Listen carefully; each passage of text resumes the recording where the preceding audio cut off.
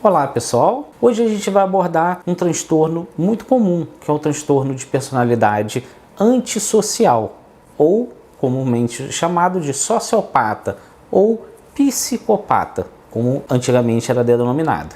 Quando a gente fala no transtorno de personalidade antissocial, a gente fala naquelas pessoas que têm aquela dificuldade de ter uma interação afetiva, uma interação por completo com o outro. Como assim por completo?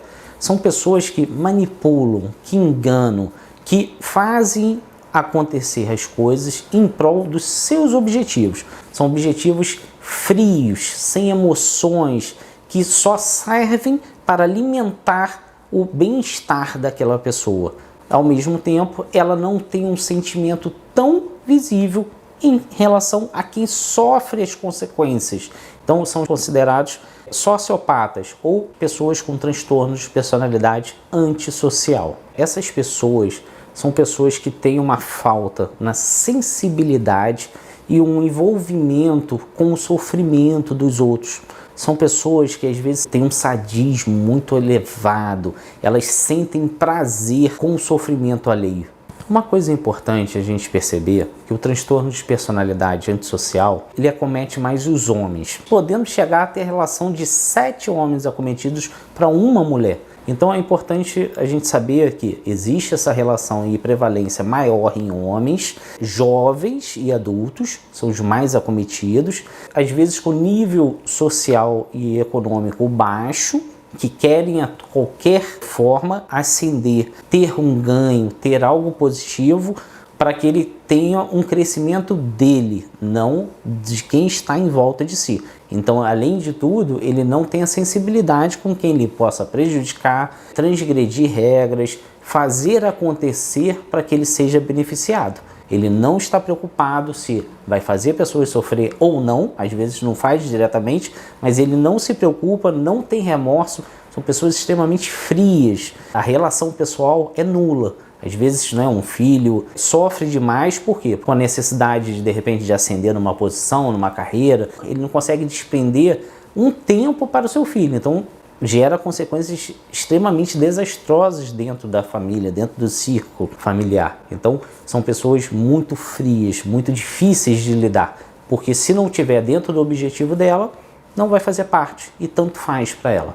Continuando da mesma forma que a gente tem feito com os outros temas, é importante que a gente faça a caracterização e o diagnóstico. Quando a gente pensa no diagnóstico do transtorno de personalidade antissocial, a gente segue o DSM-5 e dentro do DSM-5 ficou caracterizado que são necessários pelo menos 3 características para que a gente feche o diagnóstico de transtorno de personalidade antissocial. Primeiro, existe uma grande dificuldade desse indivíduo se adaptar às regras, às normas. Então são pessoas que transgridem a lei, não cumprem regras, não seguem o que a sociedade estabeleceu como correto.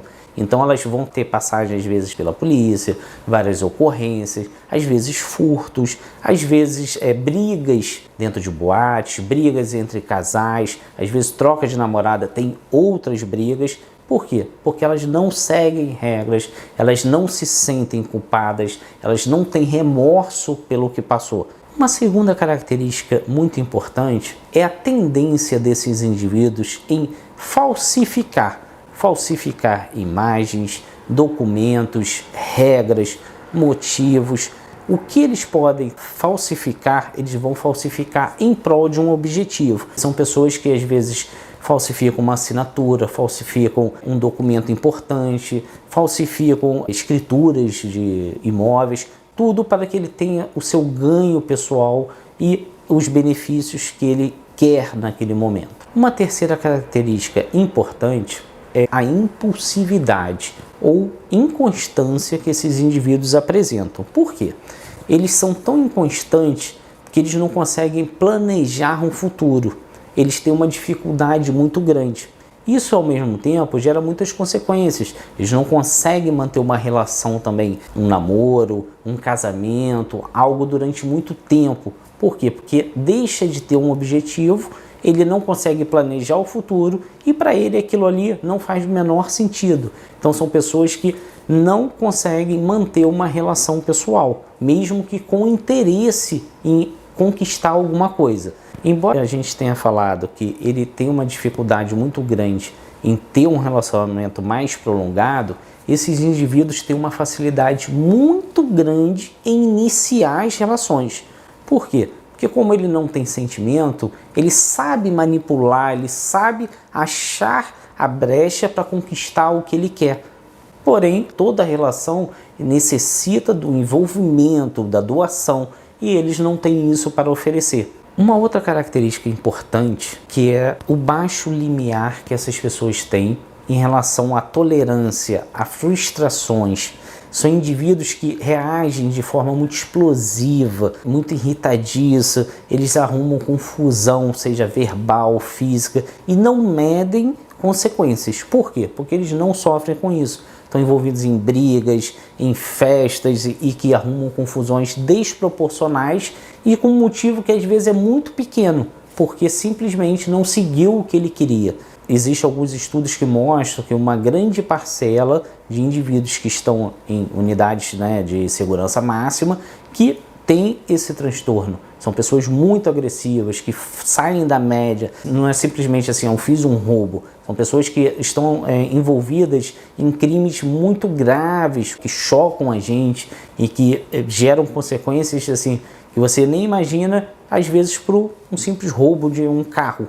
E que não teria necessidade da pessoa fazer tamanha proporção, tamanha maldade. Uma quinta característica importante é o descaso dessas pessoas com a segurança, tanto de si quanto dos outros. São indivíduos que não têm a preocupação se vai se machucar, se vai machucar os outros, se vai gerar consequências, se vai ter morte, se vai ter algo maior. Ele não pensa nisso. Então são indivíduos extremamente frios e que não fazem um cálculo se vai gerar problema naquela situação. Não tem o racional tão perfeitamente atuante associado ao emocional. Uma sexta característica também importante é a irresponsabilidade que esses indivíduos têm nas questões de obrigações no trabalho, financeiras. Então, assim, ele gasta demais, ele não honra com os compromissos. Então, ele não tem essa responsabilidade em manter o necessário para que seja feita aquele balanço entre compras, gastos, necessidades. Ele não existe. E se ele tiver que recorrer a coisas que são extremamente desagradáveis, que fogem à ética, que fogem à moral, para que supra aquela falha dele, ele vai fazer sem medo, sem culpa, sem nenhum problema em resolver aquela questão. Eu sempre gosto de frisar para vocês que essas são características para a gente que estuda, está passando para vocês de uma forma que vocês entendam, e se tiver alguém que você identifique dentro da sua família que você sofra por gerar consequências também em torno de si, que você possa ajudar essa pessoa a buscar ajuda mais rápido, com um psicólogo, com um psiquiatra, com um neurologista, mas que busque ajuda e que você entenda um pouquinho sobre as doenças. Essa série que a gente está fazendo é uma série não para que você diagnostique, mas para que você entenda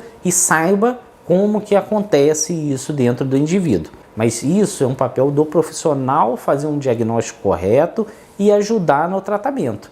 Então eu espero que vocês tenham gostado, espero que vocês estejam gostando dessa série de vídeos. Se você puder, mande para um amigo, para um conhecido, indique o nosso canal, que assim a gente vai estar levando conhecimento, levando ajuda para mais e mais pessoas.